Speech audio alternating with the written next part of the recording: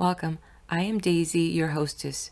You're joining me for part 3 of a 6-part series of the Treatise on Angels from St. Thomas Aquinas, Summa Theologica. It is said that he started on this lengthy body of work in the year 1265, where he addresses issues about creation, God, angels, and more. Unfortunately, we will never know what else he intended to add to the book, because it is said that following a mystical experience while celebrating Mass on December 6, 1273, which he never explained to anyone exactly what he saw, the event apparently was ineffable. Aquinas stopped writing entirely and simply told his assistant that all he had written appeared to be as so much straw after the things that have been revealed to him.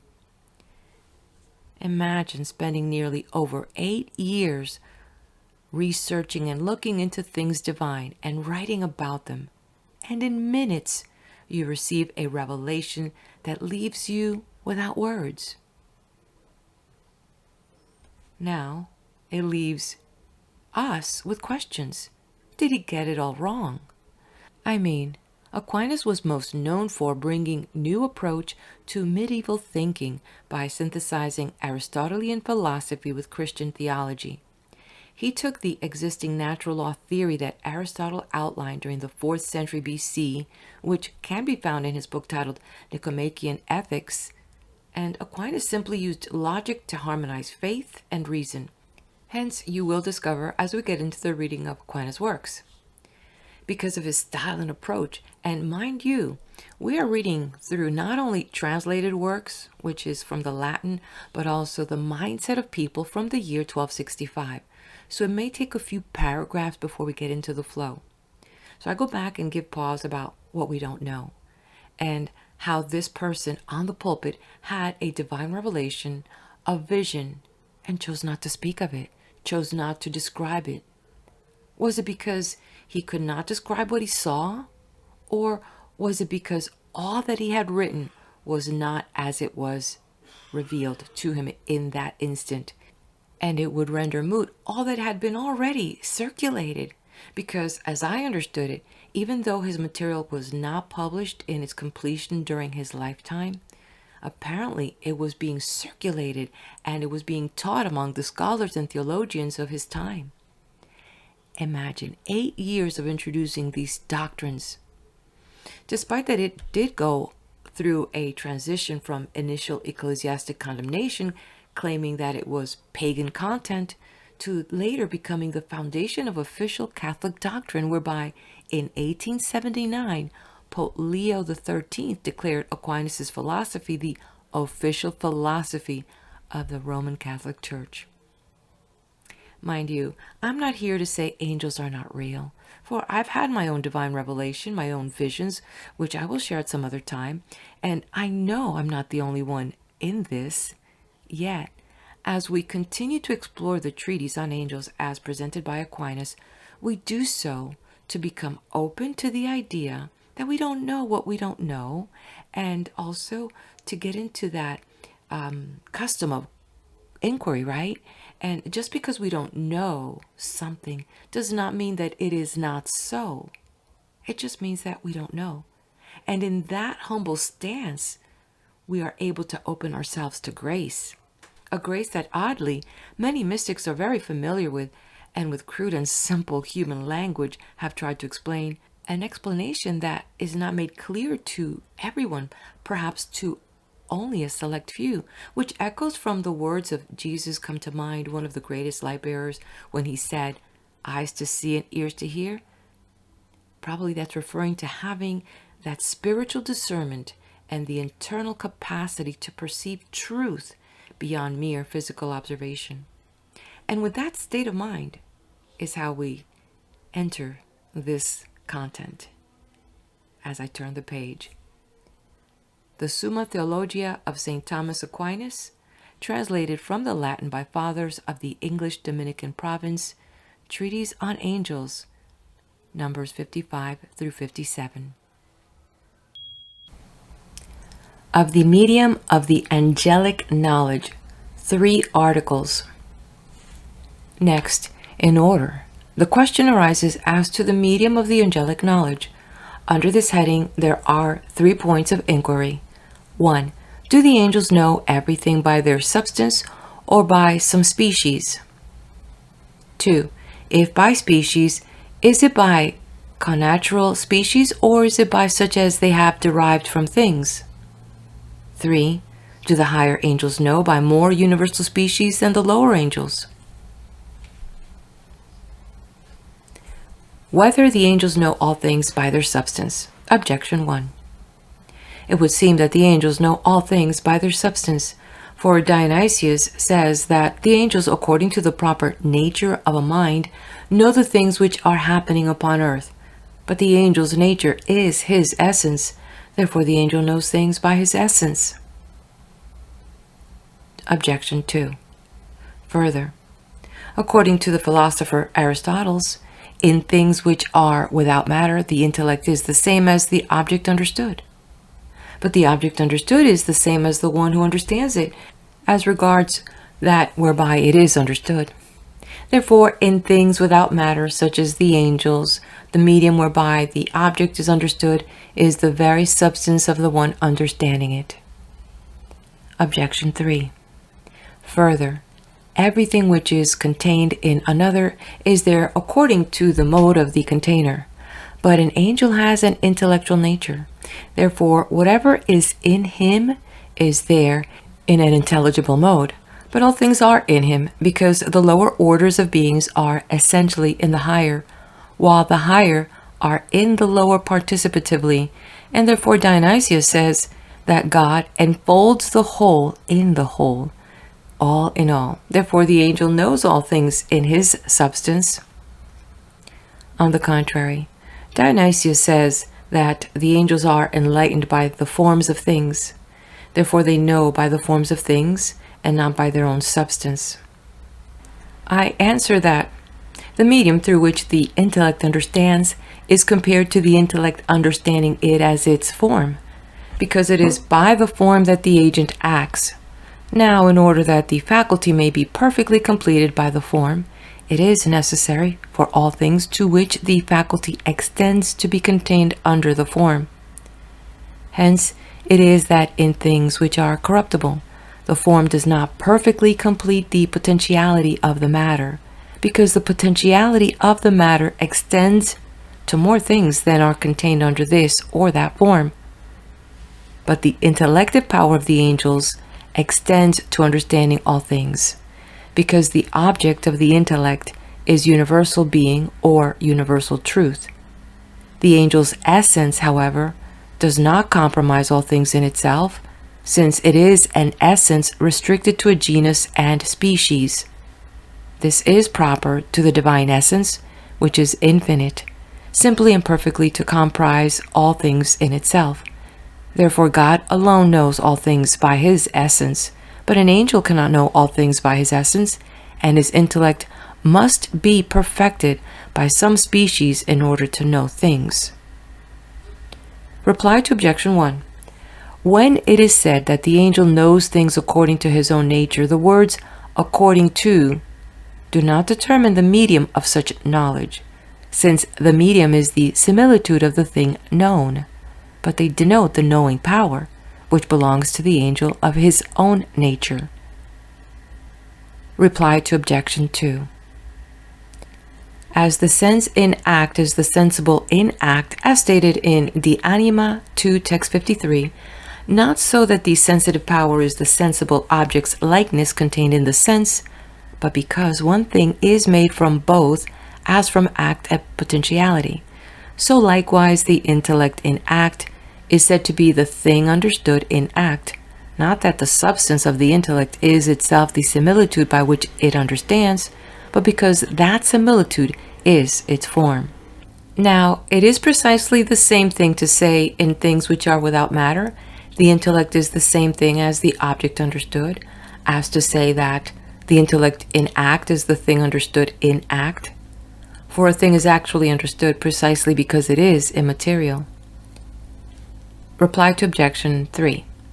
The things which are beneath the angel and those which are above him are in a measure in his substance, not indeed perfectly, nor according to their own proper formality, because the angel's essence, as being finite, is distinguished by its own formality from other things, but according to some common formality. Yet all things are perfectly and according to their own formality in God's essence, as in the first and universal operative power, from which proceeds whatever is proper or common to anything. Therefore God has a proper knowledge of all things by his own essence, and this the angel has not, but only a common knowledge. Next question, whether the angels understand by species drawn from things. Objection 1. It would seem that the angels understand by species drawn from things, for everything understood is apprehended by some likeness within him who understands it. But the likeness of the thing existing in another is there either by way of an exemplar, so that the likeness is the cause of the thing, or else by way of an image, so that it is caused by such thing. All knowledge, then, of the person understanding must either be the cause of the object understood, or else caused by it. Now the angel's knowledge is not the cause of existing things, that belongs to the divine knowledge alone. Therefore it is necessary for the species, by which the angelic mind understands, to be derived from things. Objection 2. Further, the angelic light is stronger than the light of the active intellect of the soul, but the light of the active intellect abstracts intelligible species from phantasms. Therefore the light of the angelic mind can also abstract species from sensible things, so there is nothing to hinder us from saying that the angel understands through species drawn from things. Objection 3.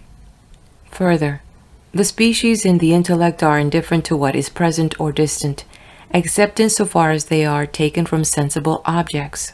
Therefore, if the angel does not understand by species drawn from things, his knowledge would be indifferent as to things present and distant, and so he would be moved locally to no purpose. On the contrary, Dionysius says that the angels do not gather their divine knowledge from things divisible or sensible. I answer that the species whereby the angels understand are not drawn from things, but are connatural to them. For we must observe that there is a similarity between the distinction and order of spiritual substances and the distinction and order of corporeal substances.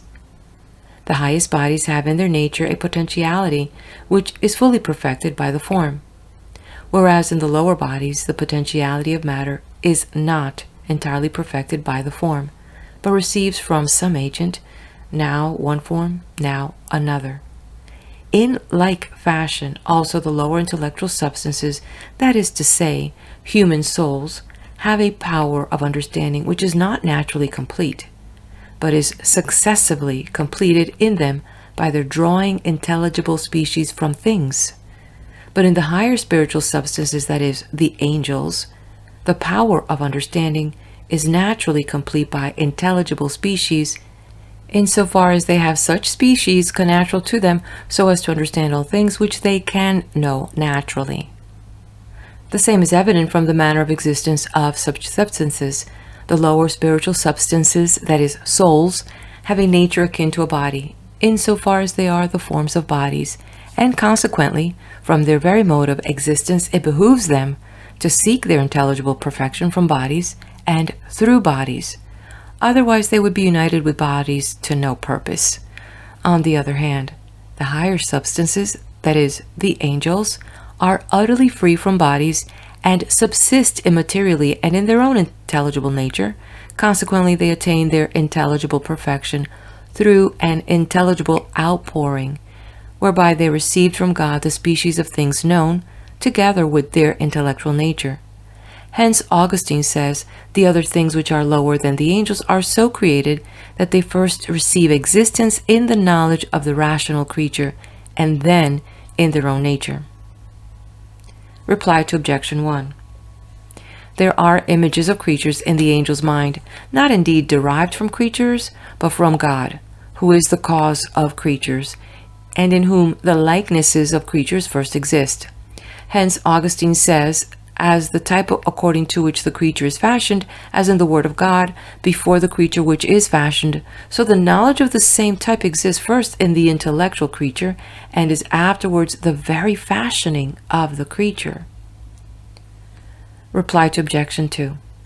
To go from one extreme to the other, it is necessary to pass through the middle. Now, the nature of a form in the imagination, which form is without matter but not without material conditions, stands with midway between the nature of a form which is in matter and the nature of a form which is in the intellect, by abstraction from matter and from material conditions.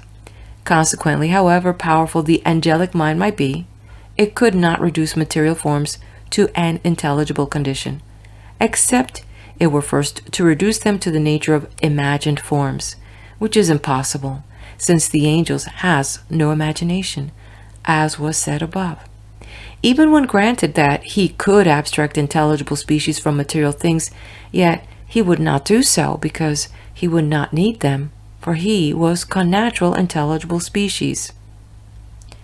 Reply to objection 3. The angel's knowledge is quite indifferent as to what is near or distant. Nevertheless, his local movement is not purposeless on that account, for he is not moved to a place for the purpose of acquiring knowledge, but for the purpose of operation. The next question, whether the higher angels understand by more universal species than the lower angels. Objection 1. It would seem that the higher angels do not understand by more universal species than the lower angels.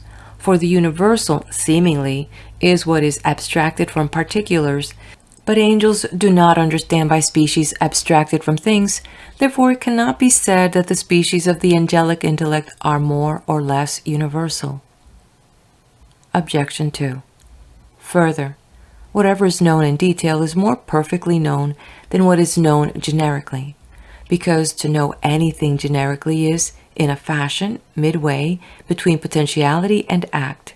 If, therefore, the higher angels know by more universal species than the lower, it follows that the higher have a more imperfect knowledge than the lower, which is not befitting. Objection 3. Further, the same cannot be the proper type of many.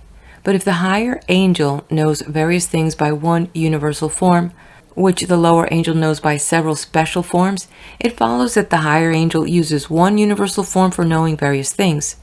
Therefore, he will not be able to have a proper knowledge of each, which seems unbecoming. On the contrary, Dionysius says that the higher angels have a more universal knowledge than the lower, and in Decausius it is said that the higher angels have more universal forms.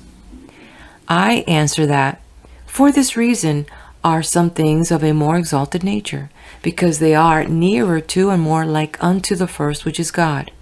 Now, in God the whole plenitude of intellectual knowledge is contained in one thing, that is to say, in the divine essence, by which God knows all things.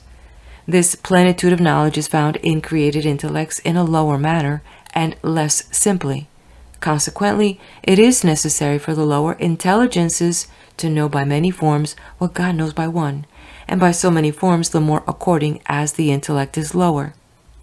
Thus, the higher the angel is, by so much the fewer species will he be able to apprehend the whole mass of intelligible objects. Therefore, his forms must be more universal, each one of them, as it were, extending to more things. An example of this can in some measure be observed in ourselves. For some people there are who cannot grasp an intelligible truth unless it be explained to them in every part and detail. This comes of their weakness of intellect, while there are others of strong intellect who can grasp many things from few. Reply to objection 1. It is accidental to the universal to be abstracted from particulars, insofar as the intellect knowing it derives its knowledge from things. But if there be an intellect which does not derive its knowledge from things, the universal which it knows will not be abstracted from things, but in a measure will be pre-existing to them, either according to the order of causality, as the universal ideas of things are in the Word of God, or at least in the order of nature, as the universal ideas of things are in the angelic mind. Reply to Objection 2. To know anything universally can be taken in two senses. In one way, on the part of the thing known, namely, that only the universal nature of the thing is known. To know a thing thus is something less perfect, for he would have but an imperfect knowledge of a man who only knew him to be an animal. In another way, on the part of the medium of such knowledge, in this way it is more perfect to know a thing in the universal, for the intellect which by one universal medium can know each of the things which are properly contained in it is more perfect than one which cannot. Reply to Objection 3.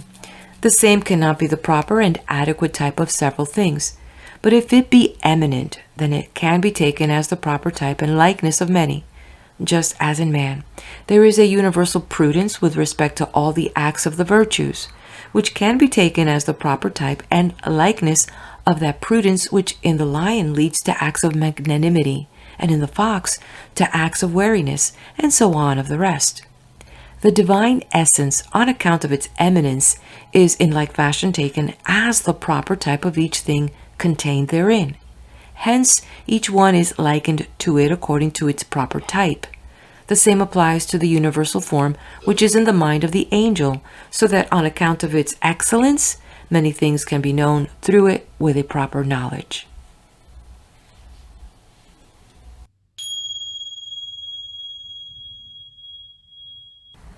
Of the angel's knowledge of material things, 3 articles. We now inquire into the knowledge of the angels with regard to the objects known by them. We shall treat of their knowledge, first of immaterial things, secondly of things material. Under the first heading, there are 3 points of inquiry. 1. Does an angel know himself? 2. Does one angel know another? 3. Does the angel know God by his own natural principles? Whether an angel knows himself. Objection 1. It would seem that an angel does not know himself, for Dionysius says that the angels do not know their own powers. But when the substance is known, the power is known. Therefore, an angel does not know his own essence. Objection 2. Further, an angel is a single substance, otherwise he would not act, since acts belong to single substances, but nothing single is intelligible. Therefore, since the angel possesses only knowledge which is intellectual, no angel can know himself. Objection 3. Further, the intellect is moved by the intelligible object, because, as stated in De Anima 3:4, understanding is a kind of passion, but nothing is moved by or is passive to itself, as appears in corporeal things. Therefore, the angel cannot understand himself. On the contrary, Augustine says that the angel knew himself when he was established, that is, enlightened by truth, according to Genesis. I answer that, as is evident from what has been previously said, the object is on a different footing in an imminent and in a transient action. In a transient action, the object or matter into which the action passes is something separate from the agent, as the thing heated is from what gave it heat, and the building from the builder. Whereas an imminent action, for the action to proceed, the object must be united with the agent, just as the sensible object must be in contact with sense in order that sense may actually perceive. And the object which is united to a faculty bears the same relation to actions of this kind as does the form which is the principle of action in other agents. For as heat is the formal principle of heating in the fire, so is the species of the thing seen the formal principle of sight to see. It must, however, be borne in mind that this image of the object exists sometimes only potentially in the knowing faculty, and then there is only knowledge in potentiality. And in order that there may be actual knowledge, it is required that the faculty of knowledge be actuated by the species. But if it always actually possesses the species, it can thereby have actual knowledge without any preceding change or reception. From this, it is evident that it is not of the nature of the knower as knowing to be moved by the object, but as knowing in potentiality. Now, for the form to be the principle of the action, it makes no difference whether it be inherent in something else or self-subsisting, because heat would give forth heat nonetheless if it were self-subsisting, than it does by inhering in something else. So therefore, if in the order of intelligible beings there be any subsisting intelligible form, it will understand itself. And since an angel is immaterial, he is a subsisting form, and consequently he is actually intelligible. Hence it follows that he understands himself by his form, which is his substance. Reply to objection 1. That is the text of the old translation, which is amended in the new one, and runs thus. Furthermore, they, that is to say, the angels, knew their own powers, instead of which the old translation read, and furthermore they do not know their own powers. Although even the letter of the old translation might be kept in this respect, that the angels do not know their own power perfectly, according as it proceeds from the order of the divine wisdom, which to the angels is incomprehensible. Reply to objection 2. We have no knowledge of single corporeal things, not because of their particularity, but on account of the matter, which is their principle of individuation. Accordingly, if there be any single things subsisting without matter, as the angels are, there is nothing to prevent them from being actually intelligible. Reply to objection 3. It belongs to the intellect, insofar as if it is in potentiality, to be moved and to be passive. Hence this does not happen in the angelic intellect, especially as regards the fact that he understands himself. Besides, the action of the intellect is not of the same nature as the action found in corporeal things, which passes into some other matter. The next question, whether one angel knows another. Objection 1. It would seem that one angel does not know another. For the philosopher Aristotle says that if the human intellect were to have in itself any one of the sensible things, then such a nature existing within it would prevent it from apprehending external things. As likewise, if the pupil of the eye were colored with some particular color, it could not see every color. But as the human intellect is disposed for understanding corporeal things, so is the angelic mind for understanding immaterial things. Therefore, since the angelic intellect has within itself some one determinate nature from the number of such natures, it would seem that it cannot understand other natures. Objection 2. Further, it is stated in De Causis that every intelligence knows what is above it, insofar as it is caused by it, and what is beneath it, insofar as it is its cause. But one angel is not the cause of another, therefore one angel does not know another. Objection 3. Further, one angel cannot be known to another angel by the essence of the one knowing, because all knowledge is effected by a way of likeness. But the essence of the angel knowing is not like the essence of the angel known, except generically, as is clear from what has been said before. Hence, it follows that one angel would not have a particular knowledge of another, but only a general knowledge. In like manner, it cannot be said that one angel knows another by the essence of the angel known, because that whereby the intellect understands is something within the intellect, whereas the Trinity alone can penetrate the mind. Again, it cannot be said that one angel knows the other by a species, because that species would not differ from the angel understood, since each is immaterial. Therefore, in no way does it appear that one angel can understand another. Objection 4. Further, if one angel did understand another, this would be either by an innate species, and so it would follow that if God were now to create another angel, such an angel could not be known by the existing angels, or else he would have to be known by a species drawn from things, and so it would follow that the higher angels could not know the lower, from whom they receive nothing. Therefore, in no way does it seem that one angel knows another.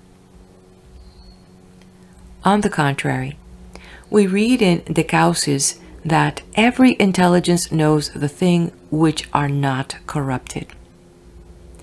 I answer that, as Augustine says, such things as pre-existed from eternity in the Word of God came forth from him in two ways. First, into the angelic mind, and secondly, so as to subsist in their own natures.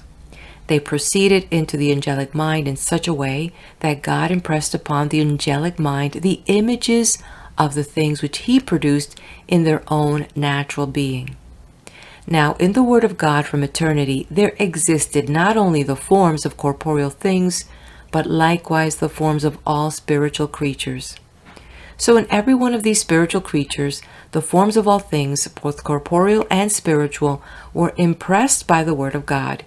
Yet so that in every angel there was impressed the form of his own species according to both its natural and its intelligible condition, so that he should subsist in the nature of his species and understand himself by it, while the forms of other spiritual and corporeal natures were impressed in him only according to their intelligible natures, so that by such impressed species he might know corporeal and spiritual creatures. Reply to Objection 1. The spiritual natures of the angels are distinguished from one another in a certain order, as was already observed. So the nature of an angel does not hinder him from knowing the other angelic natures, since both the higher and lower bear affinity to his nature, the only difference being according to their various degrees of perfection. Reply to Objection 2. The nature of cause and effect does not lead one angel to know another, except on account of likeness, so far as cause and effect are alike. Therefore, if likeness without causality be admitted in the angels, this will suffice for one to know another. Reply to Objection 3. One angel knows another by the species of such angel existing in his intellect, which differs from the angel whose image it is, not according to material and immaterial nature, but according to natural and intentional existence. The angel is himself a subsisting form in his natural being, but his species in the intellect of another angel is not so, for there it possesses only an intelligible existence. As the form of a color on the wall has a natural existence, but in the deferent medium it has only intentional existence. Reply to Objection 4. God made every creature proportionate to the universe which he determined to make. Therefore, had God resolved to make more angels or more nature of things, he would have impressed more intelligible species in the angelic minds, as a builder who, if he had intended to build a larger house, would have made a larger foundations. Hence, for God to add a new creature to the universe means that he would add a new intelligible species to an angel. The next question, whether an angel knows God by his own natural principles. Objection 1. It would seem that the angels cannot know God by their natural principles, for Dionysius says that God, by his incomprehensible might, is placed above all heavenly minds. Afterwards, he adds that, since he is above all substances, he is remote from all knowledge. Objection 2. Further, God is infinitely above the intellect of an angel, but what is infinitely beyond cannot be reached. Therefore, it appears that an angel cannot know God by his natural principles. Objection 3. Further, it is written in the book of Corinthians, the first book, chapter 13, verse 12, "We see now through a glass in a dark manner, but then face to face." From this, it appears that there is a twofold knowledge of God, the one whereby he is seen in his essence, according to which he is said to be seen face to face, the other whereby he is seen in the mirror of creatures, as was already shown. An angel cannot have the former knowledge by his natural principles, nor does vision through a mirror belong to the angels, since they do not derive their knowledge of God from sensible things, as Dionysius observes. Therefore the angels cannot know God by their natural powers. On the contrary, the angels are mightier in knowledge than men. Yet men can know God through their natural principles, according to Romans chapter 1, verse 19, What is known of God is manifest in them. Therefore much more so can the angels. I answer that the angels can have some knowledge of God by their own principles, in evidence whereof it must be borne in mind that a thing is known in three ways. First, by the presence of its essence in the knower, as light can be seen in the eye. And so we have said that an angel knows himself. Secondly, by the presence of its similitude in the power which knows it, as a stone is seen by the eye from its image being in the eye. Thirdly, when the image of that object known is not drawn directly from the object itself, but from something else in which it is made to appear, as when we behold a man in a mirror. To the first named class, that knowledge of God is likened by which he is seen through his essence. And knowledge such as this cannot accrue to any creature from its natural principles, as was said above. The third class comprises the knowledge whereby we know God while we are on earth, by his likeness reflected in creatures according to Romans chapter 1 verse 20. The invisible things of God are clearly seen, being understood by the things that are made. Hence, too, we are said to see God in a mirror, but the knowledge whereby, according to his natural principles, the angel knows God, stands midway between these two, and is likened to that knowledge whereby a thing is seen through the species abstracted from it. For since God's image is impressed on the very nature of the angel in his essence, the angel knows God inasmuch as he is the image of God. Yet he does not behold God's essence, because no created likeness is sufficient to represent the divine essence. Such knowledge then approaches rather to the specular kind, because the angelic nature is itself a kind of mirror representing the divine images. Reply to objection 1. Dionysius is speaking of the knowledge of comprehension, as his words expressly state. In this way God is not known by any created intellect. Reply to objection 2. Since an angel's intellect and essence are infinitely remote from God, it follows that he cannot comprehend him, nor can he see God's essence through his own nature. Yet it does not follow, on that account, that he can have no knowledge of him at all, because, as God is infinitely remote from the angel, so the knowledge which God has of himself is infinitely above the knowledge which an angel has of him. Reply to objection 3. The knowledge which an angel has of God is midway between these two kinds of knowledge. Nevertheless, it approaches more to one of them, as was said above.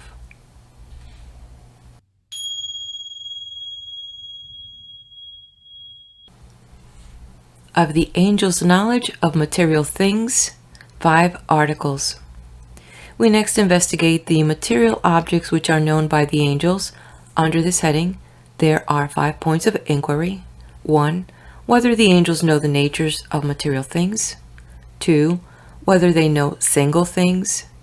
3. Whether they know the future. 4. Whether they know secret thoughts. 5. Whether they know all mysteries of grace. First one. Whether the angels know material things. Objection 1. It would seem that the angels do not know material things, for the object understood is the perfection of him who understands it. But material things cannot be the perfections of angels, since they are beneath them. Therefore the angels do not know material things. Objection 2. Further, intellectual vision is only of such things as exist within the soul by their essence, as is said in the gloss on the second book of Corinthians chapter 12 verse 2, taken from Augustine. But the material things cannot enter by their essence into man's soul, nor into the angel's mind. Therefore they cannot be known by intellectual vision, but only by imaginary vision, whereby the images of bodies are apprehended, and by sensible vision, which regards bodies in themselves. Now there is neither imaginary nor sensible vision in the angels, but only intellectual. Therefore the angels cannot know material things. Objection 3. Further, material things are not actually intelligible, but are knowable by apprehension of sense and of imagination, which does not exist in angels. Therefore angels do not know material things. On the contrary, whatever the lower power can do, the higher can do likewise, but man's intellect, which in the order of nature is inferior to the angels, can know material things. Therefore much more can the mind of an angel. I answer that the established order of things is for the higher beings to be more perfect than the lower, and for whatever is contained deficiently, partially, and in manifold manner in the lower beings, to be contained in the higher eminently, and in a certain degree of fullness and simplicity. Therefore, in God, as in the highest source of things, all things pre-exist supersubstantially in respect of his simple being itself, as Dionysius says. But among other creatures the angels are nearest to God, and resemble him most. Hence they share more fully and more perfectly in the divine goodness, as Dionysius says. Consequently, all material things pre-exist in the angels more simply and less materially even than in themselves, yet in a more manifold manner and less perfectly than in God. Now whatever exists in any subject is contained in it after the manner of such subject. But the angels are intellectual beings of their own nature. Therefore, as God knows material things by his essence, so do the angels know them, forasmuch as they are in the angels by their intelligible species. Reply to objection 1. The thing understood is the perfection of the one who understands, by reason of the intelligible species which he has in his intellect, and thus the intelligible species which are in the intellect of an angel are perfections and acts in regard to that intellect. Reply to objection 2. Sense does not apprehend the essence of things, but only their outward accidents. In like manner, neither does the imagination, for it apprehends only the images of bodies. The intellect alone apprehends the essences of things. Hence it is said in De Anima 3, text 26, that the object of the intellect is what a thing is, regarding what it does, not err, as neither does sense regarding its proper sensible object. So therefore the essences of material things are in the intellect of man and angels, as the thing understood is in him who understands, and not according to their real natures. But some things are in an intellect or in the soul according to both natures, and in either case there is intellectual vision. Reply to objection 3. If an angel were to draw his knowledge of material things from the material things themselves, he would require to make them actually intelligible by a process of abstraction. But he does not derive his knowledge of them from the material things themselves. He has knowledge of material things by actually intelligible species of things, which species are connatural to him, just as our intellect has by species which it makes intelligible by abstraction. The next question, whether an angel knows singulars? Objection 1.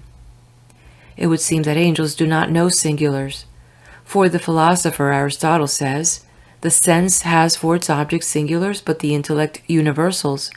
Now, in the angels there is no power of understanding save the intellect power, as is evident from what was said above.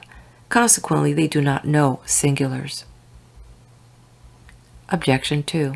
Further, all knowledge comes about by some assimilation of the knower to the object known, but it is not possible for any assimilation to exist between an angel and a singular object, insofar as it is singular, because, as was observed, an angel is immaterial, while matter is the principle of singularity. Therefore the angel cannot know singulars. Objection 3.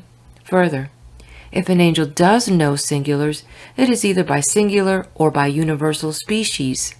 It is not by singular species, because in this way he would require to have an infinite number of species, nor is it by universal species, since the universal is not the sufficient principle for knowing the singular as such, because singular things are not known in the universal except potentially. Therefore, the angel does not know singulars. On the contrary, no one can guard what he does not know, but angels guard individual men, according to Psalms 90, verse 11. He hath given his angels charge over thee. Consequently, the angels know singulars. I answer that some have denied to the angels all knowledge of singulars. In the first place, this derogates from the Catholic faith, which asserts that these lower things are administered by angels, according to Hebrews chapter 1, verse 14. They are all ministering spirits. Now, if they had no knowledge of singulars, they would exercise no provision over what is going on in this world, since acts belong to individuals, and this is against the text of Ecclesiastes chapter 5, verse 5. Say not before the angel, there is no providence. Secondly, it is also contrary to the teachings of philosophy, according to which the angels are stated to be the movers of the heavenly spheres, and to move them according to their knowledge and will. Consequently, others have said that the angel possesses knowledge of singulars, but in their universal causes, to which all particular effects are reduced, as if the astronomer were to foretell a coming eclipse from the dispositions of the movements of the heavens. This opinion does not escape the aforesaid implications, because to know a singular merely in its universal causes is not to know it as singular, that is, as it exists here and now. The astronomer, knowing from computation of the heavenly movements that an eclipse is about to happen, knows it in the universal, yet he does not know it as taking place now, except by the senses, but administration, providence, and movement are of singulars as they are here and now existing. Therefore, it must be said differently that, as man by his various powers of knowledge knows all classes of things, apprehending universals and immaterial things by his intellect, and things similar and corporeal by the senses, so an angel knows both by his one mental power. For the order of things runs in this way, that the higher a thing is, so much the more is its power united and far-reaching. Thus, in man himself, it is manifest that the common sense, which is higher than the proper sense, although it is but one faculty, knows everything apprehended by the five outward senses, and some other things which no outer sense knows. For example, the difference between white and sweet. The same is to be observed in other cases. Accordingly, since an angel is above man in the order of nature, it is unreasonable to say that a man knows by any one of his powers something which an angel by his one faculty of knowledge, namely the intellect, does not know. Hence Aristotle pronounces it ridiculous to say that a discord, which is known to us, should be unknown to God. In his De Anima 1, text 80, and Metaphysics, text 15. The manner in which an angel knows singular things can be considered from this, that as things proceed from God in order that they may subsist in their own natures, so likewise they proceed in order that they may exist in the angelic mind. Now it is clear that there comes forth from God not only whatever belongs to their universal nature, but likewise all that goes to make up their principles of individuation. Since he is the cause of the entire substance of the thing, as to both its matter and its form.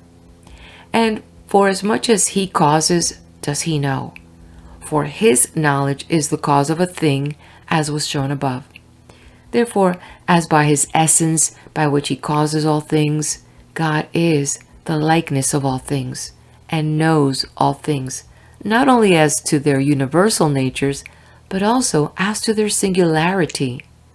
So through the species imparted to them do the angels know things, not only as to their universal nature, but likewise in their individual conditions, insofar as they are the manifold representations of that one simple essence. Reply to Objection 1. The philosopher is speaking of our intellect, which apprehends only by a process of abstraction, and by such abstraction from material conditions, the thing abstracted becomes a universal. Such a manner of understanding is not in keeping with the nature of the angels, as was said above, and consequently there is no comparison. Reply to objection 2. It is not according to their nature that the angels are likened to material things, as one thing resembles another by agreement in genus, species, or accident, but as the higher bears resemblance to the lower, as the sun does to fire.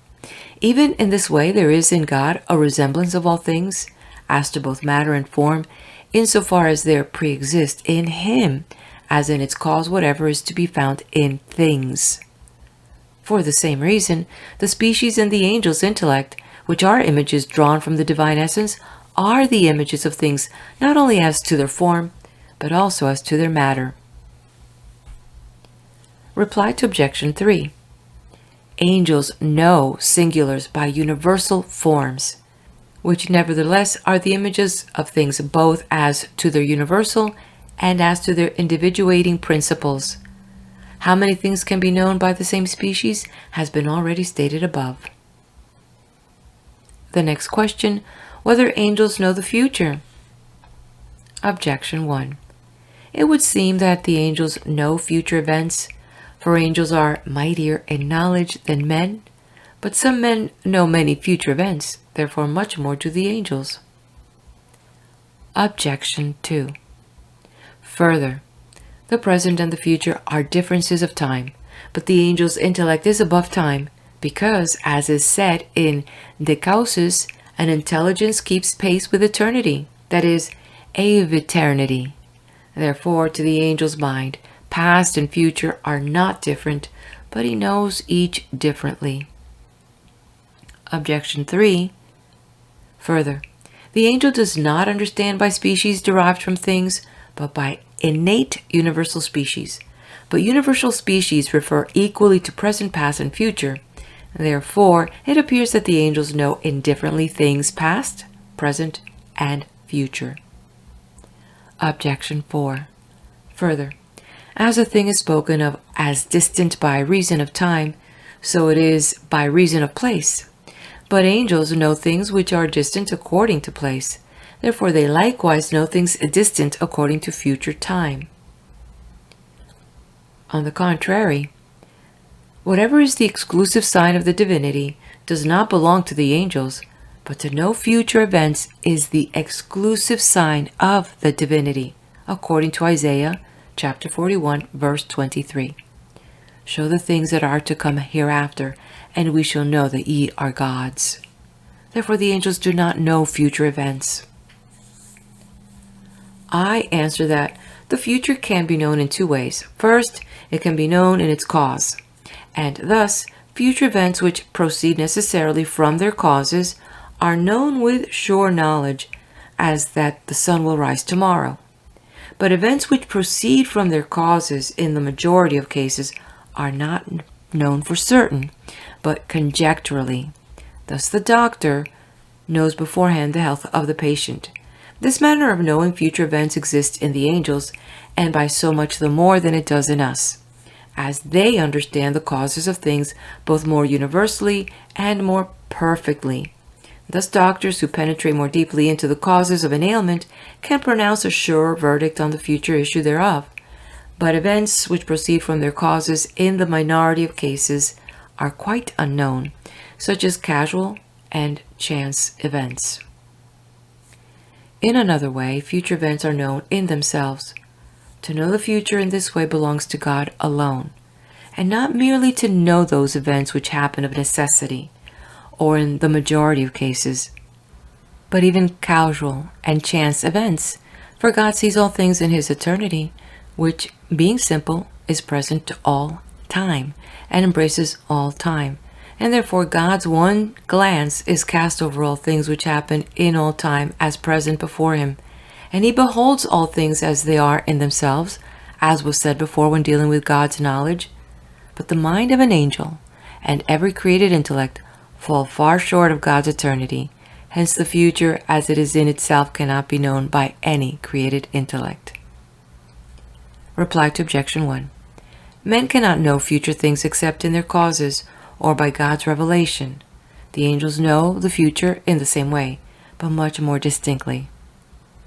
Reply to objection 2. Although the angel's intellect is above that time according to which corporeal movements are reckoned, yet there is a time in his mind according to the succession of intelligible concepts, of which Augustine says in Genesis ad lit. 8 that God moves the spiritual creature according to time. And thus, since there is succession in angel's intellect, not all things that happen through all time are present to the angelic mind. Reply to objection 3.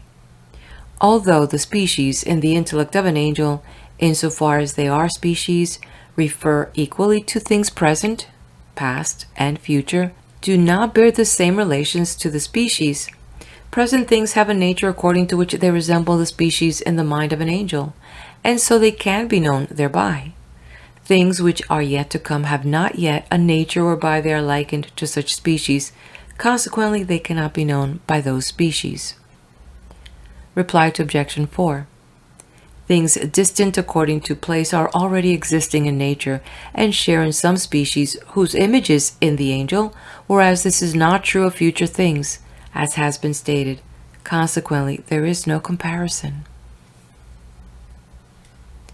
The next question: whether angels know secret thoughts. Objection 1. It would seem that the angels know secret thoughts, for Gregory, from Moral 18, explaining Job chapter 28 verse 17, gold or crystal cannot equal it, says that then, namely in the bliss of those rising from the dead, one shall be as evident to another as he is to himself, and when once the mind of each is seen, his conscience will at the same time be penetrated.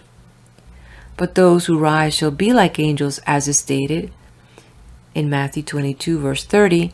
Therefore, an angel can see what is in another's conscience. Objection 2.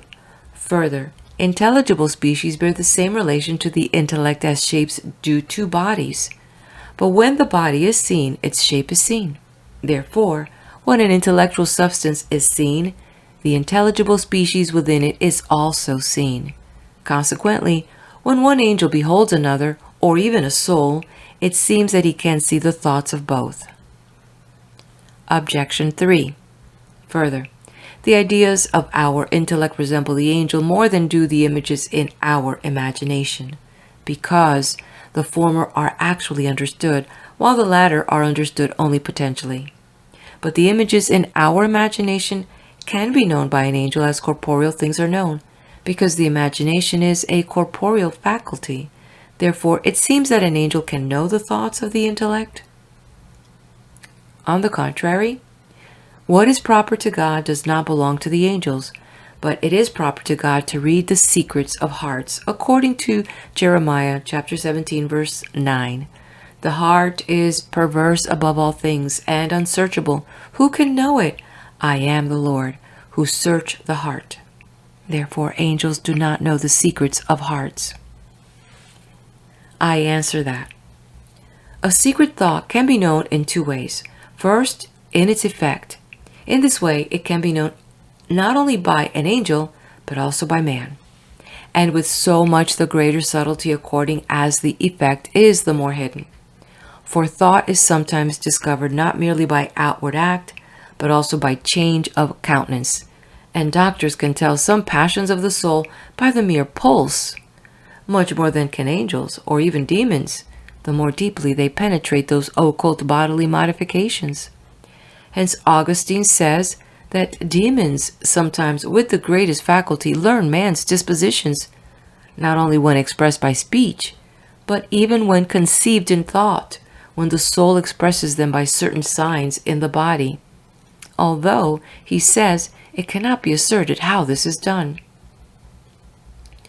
In another way, thoughts can be known as they are in the mind, and affections as they are in the will, and thus God alone can know the thoughts of hearts and affections of wills.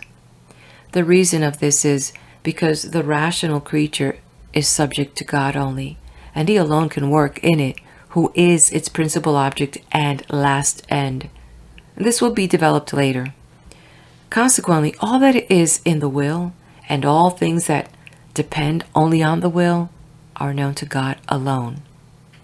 Now it is evident that it depends entirely on the will for anyone actually to consider anything, because a man who has a habit of knowledge, or any intelligible species, uses them at will.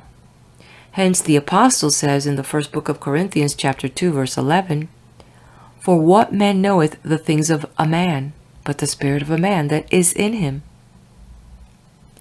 Reply to objection 1. In the present life, one man's thought is not known by another owing to a twofold hindrance, namely, on account of the grossness of the body and because the will shuts up its secrets. The first obstacle will be removed at the resurrection and does not exist at all in the angels, while the second will remain and is in the angels now. Nevertheless, the brightness of the body will show forth the quality of the soul as to its amount of grace and of glory. In this way, one will be able to see the mind of another. Reply to objection 2. Although one angel sees the intelligible species of another by the fact that the species are proportioned to the rank of these substances according to greater or lesser universality, yet it does not follow that one knows how far another makes use of them by actual consideration. Reply to objection 3. The appetite of the brute does not control its act, but follows the impression of some other corporeal or spiritual cause. Since, therefore, the angels know corporeal things and their dispositions, they can thereby know what is passing in the appetite or in the imaginative apprehension of the brute beasts, and even of man, insofar as the sensitive appetite sometimes, through following some bodily impression, influences his conduct, as always happens in brutes. Yet the angels do not necessarily know the movement of the sensitive appetite and the imaginative apprehension of man insofar as these are moved by the will and reason, because even the lower part of the soul has some share of reason, as obeying its ruler, as is said in Ethics 3:12. But it does not follow that, if the angel knows what is passing through man's sensitive appetite or imagination, he knows what is in the thought or will, because the intellect or will is not subject to the sensitive appetite or the imagination, but can make various uses of them. The next question, whether the angels know the mysteries of grace? Objection 1. It would seem that the angels know mysteries of grace, for the mystery of the incarnation is the most excellent of all mysteries, but the angels knew of it from the beginning. For Augustine says, "This mystery was hidden in God through the ages, yet so that it was known to the princes and powers in heavenly places." And the Apostle says from the first book of Timothy, chapter 3, verse 16, "That great mystery of godliness appeared unto angels." Great is the mystery of godliness which appeared unto angels. Therefore the angels know the mysteries of grace. Objection 2. Further, the reasons of all mysteries of grace are contained in the divine wisdom, but the angels behold God's wisdom, which is His essence. Therefore they know the mysteries of grace. Objection 3. Further, the prophets are enlightened by the angels, as is clear from Dionysius, the Celestial Hierarchy 4, but the prophets knew mysteries of grace, for it is said, Amos chapter 3, verse 7, "For the Lord God doth nothing without revealing His secret to His servant, the prophets." Therefore, angels know the mysteries of grace. On the contrary, no one learns what he knows already. Yet even the highest angels seek out and learn mysteries of grace, for it is stated in Celestial Hierarchy 7, that sacred scripture describes some heavenly essences as questioning Jesus and learning from him the knowledge of his divine work for us, and Jesus as teaching them directly, as is evident in Isaiah 63 verse 1, where on the angels asking, "Who is he who cometh up from Edom?" Jesus answered, "It is I who speak justice." Therefore the angels do not know mysteries of grace. I answer that there is a twofold knowledge in the angel. The first is his natural knowledge, according to which he knows things both by his essence and by innate species. By such knowledge the angels cannot know mysteries of grace, for these mysteries depend upon pure will of God. And if an angel cannot learn the thoughts of another angel, which depend upon the will of such angel, much less can he ascertain what depends entirely upon God's will. The apostle reasons in this fashion in the first book of Corinthians chapter 2 verse 11, "No one knoweth the things of a man. What man knoweth the things of a man but the spirit of a man that is in him? So the things also that are of God no man knoweth, but the Spirit of God." There is another knowledge of the angels, which renders them happy. It is the knowledge whereby they see the Word and things in the Word. By such vision they know mysteries of grace, but not all mysteries, nor do they all know them equally, but just as God wills them to learn by revelation, as the apostle says in the first book of Corinthians chapter 2 verse 10, "But to us God hath revealed them through his Spirit." Yet so that the higher angels, beholding the divine wisdom more clearly, learn more and deeper mysteries in the vision of God, which mysteries they communicate to the lower angels by enlightening them. Some of these mysteries they knew from the very beginning of their creation, others they're taught afterwards, as befits their ministrations. Replies to objection 1. One can speak in two ways of the mystery of the Incarnation. First of all, in general, and in this way it was revealed to all from the commencement of their beatitude. The reason of this is that this is a kind of general principle to which all their duties are ordered. For all are they not all, ministering spirits sent to minister for them who shall receive the inheritance of salvation, from the book of Hebrews chapter 1 verse 14. And this is brought by the mystery of the Incarnation. Hence it was necessary for all of them to be instructed in this mystery from the very beginning. We can speak of the mystery of the Incarnation in another way, as to its special conditions. Thus not all the angels were instructed on all points from the beginning.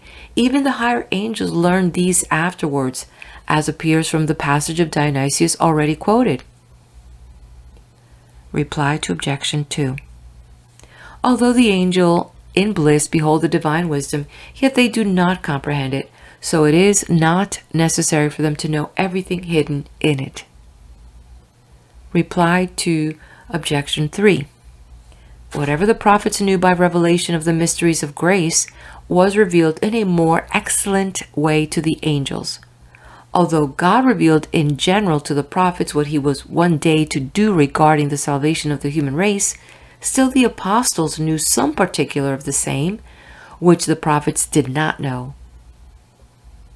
Thus we read in Ephesians 3, verse 4 and 5, "As your reading may understand my knowledge in the mystery of Christ, which in other generations was not known to the sons of men, as it is now revealed to his holy apostles." Among the prophets also, the later ones knew what the former did not know, according to Psalms 118, verse 100. "I have had understanding above ancients." And Gregory says the knowledge of divine things increased as time went on. Homilies on Ezekiel 16.